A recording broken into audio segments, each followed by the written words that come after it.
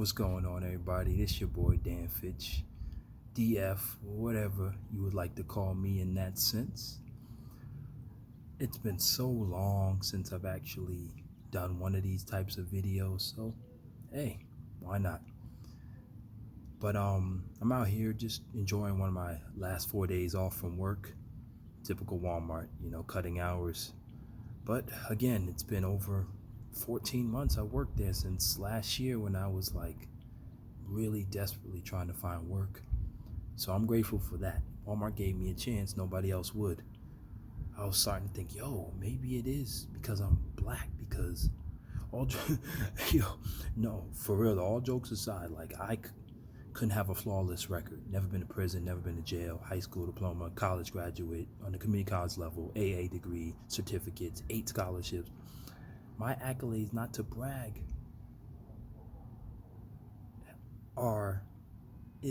is a symbol of what I've done with my life since I was a kid. My first job was 11 years old. Kids can't work at least till they're 17, 18 years old nowadays throughout the US of A. My whole point is I know what it's like to work hard, to not have nothing, let alone little to nothing. And I'm grateful to God. I don't ever want to go back to that. I wouldn't even wish that on some of my most hated enemies, let alone people who were my friends who became rivals, foes, enemies, people I don't talk to anymore because of disagreements, because of different things in life. My whole point is, life is very mysterious and tricky. You have to constantly adapt with the times that you live in. So for me, it's always been like that, constantly adapting, regardless of everything it's bugs or something. My whole point is you have to constantly adapt. This video is pretty much a mix of different things. I'll try to go maybe another 8 minutes or so. I'm right here in the backyard. This is pretty much my outside haven. But once I go in, I'll relax, get ready for work tomorrow, return for about a day or two, then I'm off again. Then I work 2 days in a row, weird hours, and then I'm off for like 6 days. Just weird.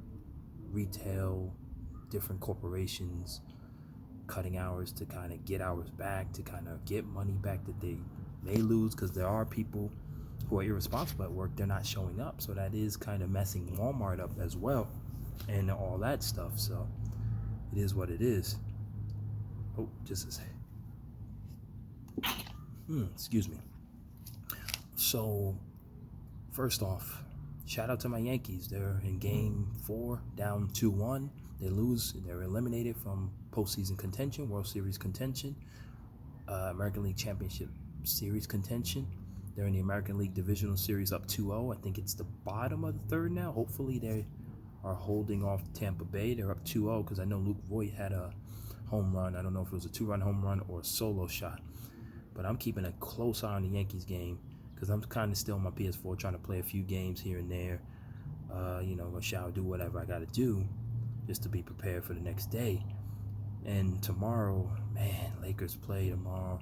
I'm going to have to work through it. I'm a 2 to 11 shift tomorrow, so I'm going to have to try to find a way to keep an eye on the score, without overstepping my boundaries as far as still having to work, do what I have to do.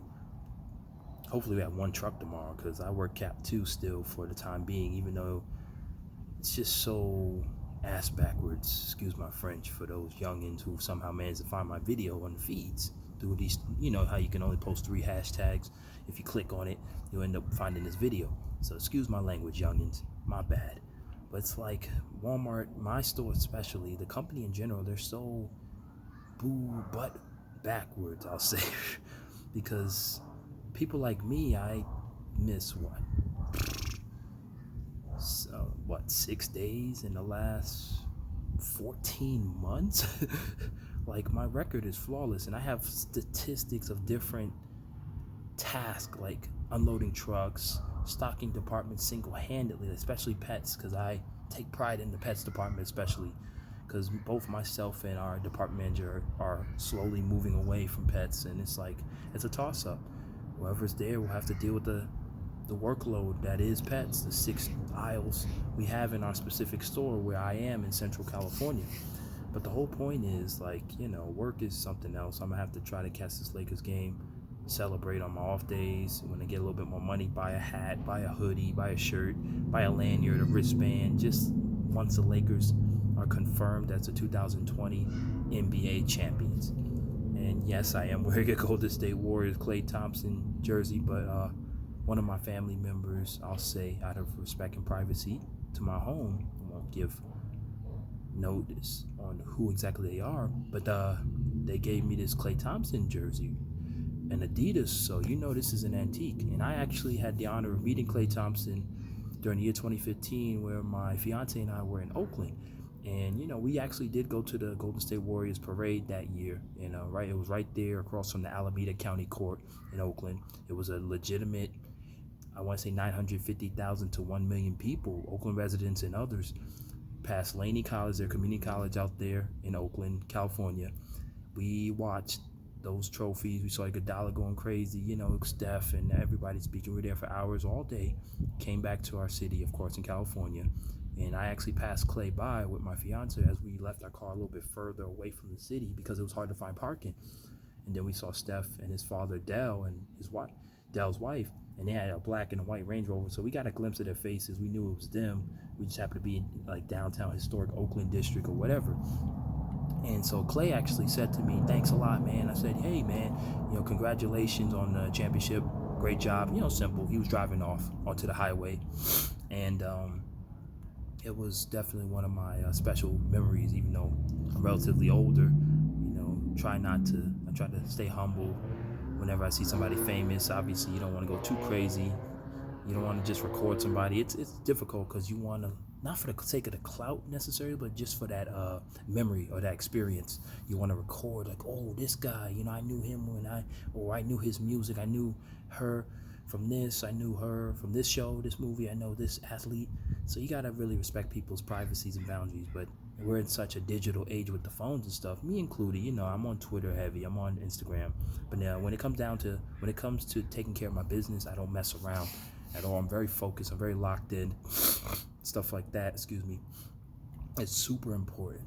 But guys like Klay Thompson, heart of gold, very humble. I know he said something about LeBron and the Warriors ended up paying for it. Hey, man, shout out to LeBron for bringing Cleveland their first championship ever. I think it was their first championship ever. Wow. Odell Beckham and them boys, my former New York Giants wide receiver, he's doing great things. Baker Mayfield's finally waking up in his second, or I'd say it's his third season now. Actually, he's starting to get it going, and he's got some weapons there. But the whole point is, just respect the privacy and space of different people. Just because I have a Warriors jersey on doesn't mean I don't love my Lakers. You got these people like Snoop. Even Snoop was at the Warriors games the last few years in the finals, whether it was against Toronto or against Cleveland, those 15, 16, 17, 18, 4. Well, LeBron's gone so many times in a row, I lost track. But yeah, 4 straight years, the Cleveland and Golden State rivalry. So my whole thing is this, if the Lakers win, I'll let out my tears when I get home in the privacy of my home, because Kobe's passing hit me hard. It hit my fiance even harder. She cried even before I did. For me, I don't cry even over family members when they pass away. My heart just mourns for them. I hurt. But they'll always have a special place in my heart. I live on as their heir, as a legacy.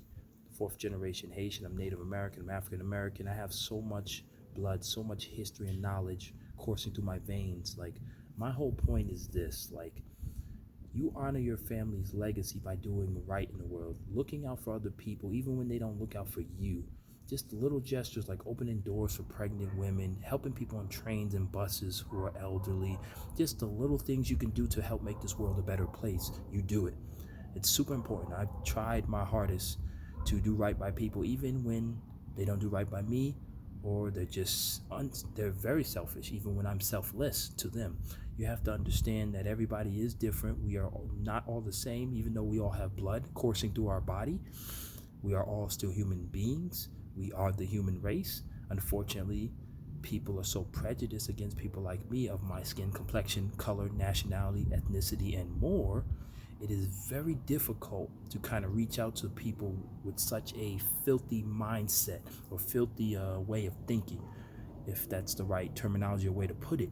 So you have to understand the world is definitely a dangerous place, but it's also a beautiful place once you understand how to navigate it. Once you're at that age, 18-ish on above, when you start working, when you start getting into relationships, you have to watch these women, guys, and ladies. You have to watch these guys too. There are predators. It goes both ways.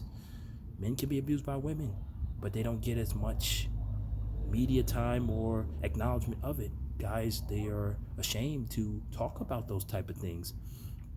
And with women, domestic violence is a real thing. It's very sad. The world we live in is in shambles at this very moment. It's not just the U.S. It's Guatemala, it's Mexico, it's Iraq, it's Iran, it's Afghanistan, it's Africa, it's the UK, it's Canada in its parts. Racism, you have famine, you have hunger, you have climate change, you have forest fires in California. So many different issues in the world going on, but everybody is not locked into the cause. What can you do to help this world? For me, it's a matter of who can I trust to even attempt to try to help in this world. I'm not just going to give $50, $60 to a Black Lives Matter movement, even though I love what Black Lives Matter stands for. I just don't really not understand, but I don't trust who's running the organization itself. And that's what got me kind of like iffy to contribute my hardworking American tax dollars, because the system is definitely flawed in our country, for something that I actually care greatly about as a person of color. I'm not going to give my hard-earned money to something and I don't trust who's running the organization. But I rep BLM, Black Lives Matter, to the death of me. And here's my thing with All Lives Matter. How can all lives matter if Black lives don't in your eyes? So all lives doesn't actually matter. And the whole thing with this is also, Black Lives Matter is not just saying only Black Lives Matter. I tweeted this earlier. This is my words, and of course millions of other people's words, just said in a slightly different way. And it's repeated often just so people can understand what exactly Black Lives Matter represents and means. So for me, Black Lives Matter is not necessarily saying that only Black Lives Matter. It's just saying that Black lives should matter as much as every other life in the world matters in itself. And that's what people don't understand. It's not about just me because I'm Black. I know we're getting more spotlight and things like that, the exposure, the way the police are killing us, and the brutality and all this other stuff going on in the world. But more just the things that affect us on a level that it'll never affect someone who is white, Caucasian, Italian, even Jewish. Jewish people have flourished in family wealth. But yes, they have been oppressed too. My father has watched over thousands of Jewish students at Yeshiva University, uptown Washington Heights, New York City, from 1986 to just this past early 2020. He just retired. My dad's 69 years old, dying, and they didn't even give him a retirement package for 34 years of his hard-earned work after he got his, I think, associates at City College in 1984. It's unfortunate. And my dad has nothing but love for the Jewish people uptown in New York City. And they love him too, but they are who they are. They have their ways, how they go about things, and it is what it is. I'm going to be real. That's the New York in me. We do keep it 100. I'm not a Californian full blood. I'm New York City always, but I have been in California almost 7 years come next month. So I know a little bit about a lot of different things. I'm not some super genius. I've spent 7.5 years in the community college system between New York City and the CUNY system, and the CCC, the California Community College System, here in Stanislaus County / Central California. About 4.5 years at Modesto Junior College. In 3.5 years, I didn't finish, so I continued on years after I took a break from LaGuardia Community College in Long Island City, New York, which is Queens, one of the 5 boroughs of New York City, that is. I have education, I have knowledge and things like that. I read books, maybe not always as fully as I should still finish my Kobe book, but I've been kind of flourishing, enjoying it, reading it in just sections, things of that nature.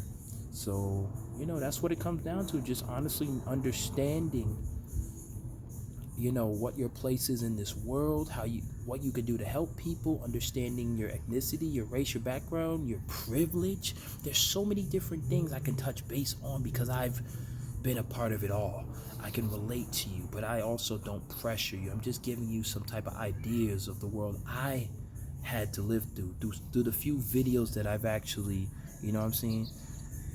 So that's what it comes down to. And I'm gonna end this video on this note. God bless you. Have a wonderful day. Go Lakers. Got this tomorrow.